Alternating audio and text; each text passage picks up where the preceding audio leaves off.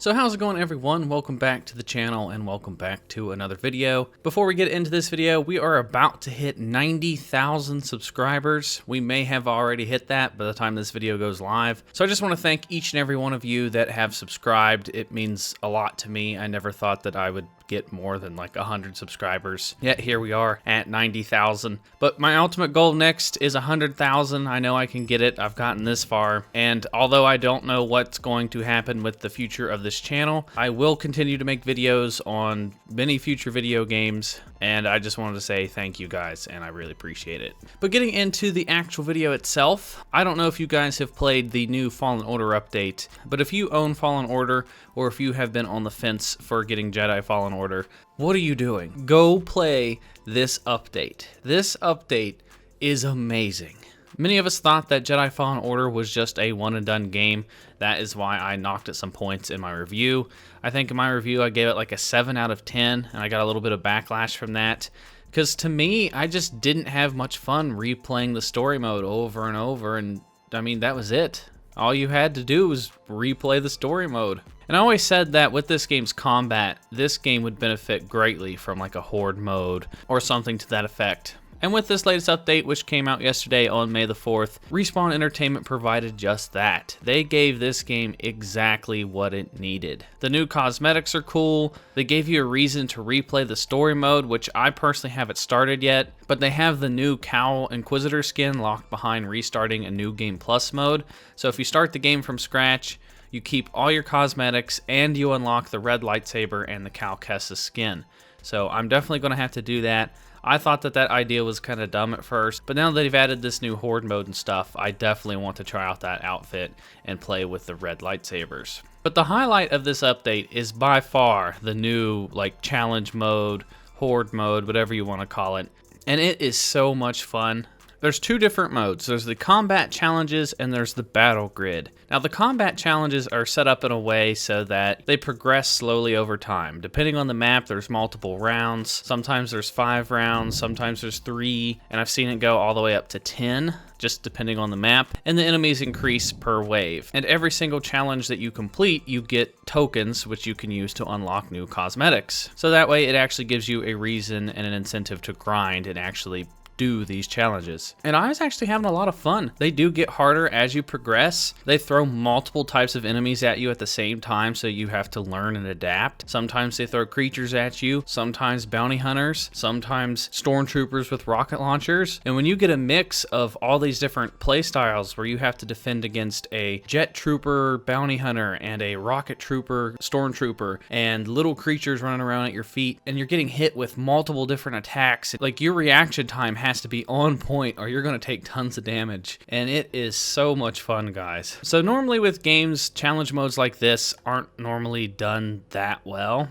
They're just sort of thrown together, and you can tell that the developers just don't really try with these kind of things. But this feels well polished. You can tell the developers actually went through and played it themselves, because they do increase the difficulty with each and every single wave. But it doesn't feel too much harder. Like wave 4 doesn't feel that much of a jump from wave 3, and wave 3 isn't way much harder than wave 2. It's just a slow progression, and I found myself playing this for hours. And then the other thing that I want to talk about is the battle grid. Now I actually was streaming this for most of the day yesterday. I kind of got lost in just how fun it was, because this really lets you play around and just, you know, make your own battles, and it's a lot of fun. It actually has a feature where you can turn off factions and you can go into spectator mode and you can watch the AI fight themselves. It's actually really fun. So you can set up any combination of the AI. You can have stormtroopers versus purge troopers. You can have all the characters with lightsabers go at it with a free-for-all. You can have all the legendary creatures duke it out and just see who comes out on top. There's just endless possibilities with this mode. This has potential for having tournaments. That way you could just have a bracket and see which character is the best in this game. You can pair them up in like 4v1s, or you can have like handicap matches. You can turn the factions back on. That way you can have like all the creatures fight stormtroopers, or the purge troopers fight bounty hunters. Plus, if you really want to challenge, you can turn off the spectator mode and you can fight any number of AI. You can fight just nothing but security droids. If you really want to challenge, you could fight 5 Inquisitors. Like I fought the 9th sister, like 4 or 5 versions of her, and and I definitely lost. It's very, very hard. If you want to face yourself as an evil Inquisitor Cal, you can do that, although I don't recommend it unless you're very skilled with a lightsaber, because he's very powerful. And this just gives you a chance to relive those boss fights that happened in the story mode. That was one of my problems after you finished the game, was that you couldn't go back and replay those boss fights, which is one of my favorite parts of the story. So after you beat it, it just felt kind of dull, and all you could do is free roam and just aimlessly kill stormtroopers. So with this new edition, I could just have any number of boss fights any amount of times that I want. I can just go back out, change my lightsaber color, change my outfit, go back, fight some more. I could fight 3 ATSTs if I wanted to. If I'm feeling absolutely insane, I could fight 5 Ogdo-Bogdos, those giant frog creatures. It is just so much fun. So I've had a number of different people ask me, is Fallen Order worth it? A lot of people have been on the fence because they saw that it was a one and done kind of game. Is this game worth getting now? And yes, I can't recommend this game enough now. This game came at the absolute best time since we just got that bad news with Star Wars Battlefront 2. So this coming out on Star Wars Day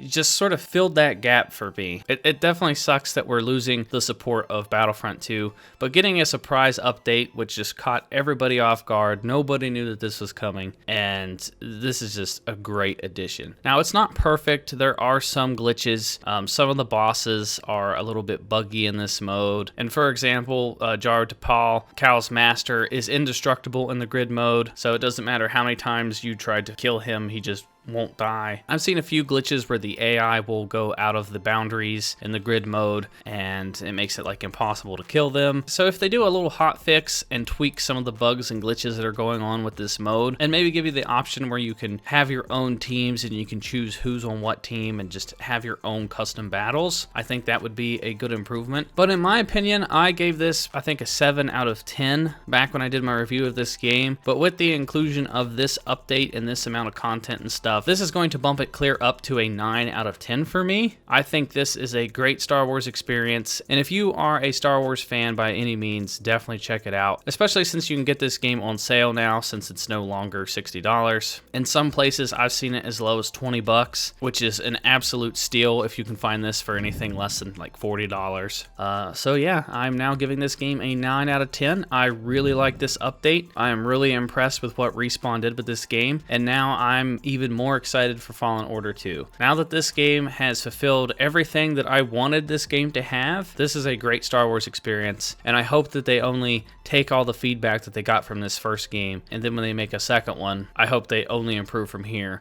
and maybe give us a little bit more customization options with the Cal, and maybe a little bit longer story. I think going forward with Fallen Order 2, one of the ways that they could improve this game would be either give it an Assassin's Creed approach, where it has, you know, live service, and there's public events, and a game has constant updates. Like Assassin's Creed constantly gets updated every other month or so. They add more skins, more community events, different weapons. If they went with that approach, that way they had sort of this live service roadmap, and you would just get constant updates and the community would stay active with the game, I think that would be much better for the lifespan of the game, and I think a lot more people would be more likely to buy it if it had that sort of Assassin's Creed like single player experience, but it still has live service approach. That, or they could always go with the tactile and multiplayer. It could be a single player game, but it could have some multiplayer aspects, kind of like Uncharted games or Tomb Raiders, where they are single player focused, but they have just an extra addition, which is the multiplayer mode. They could maybe have just like 1v1 lightsaber duels, or they could have the addition of like this horde mode or this grid mode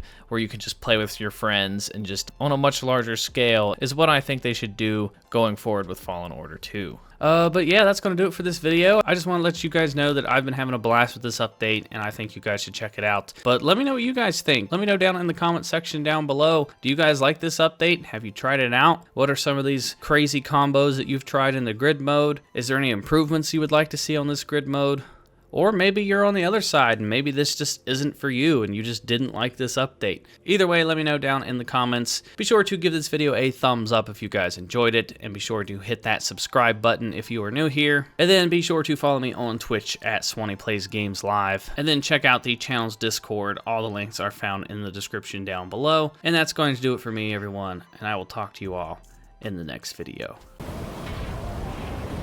Will you join me?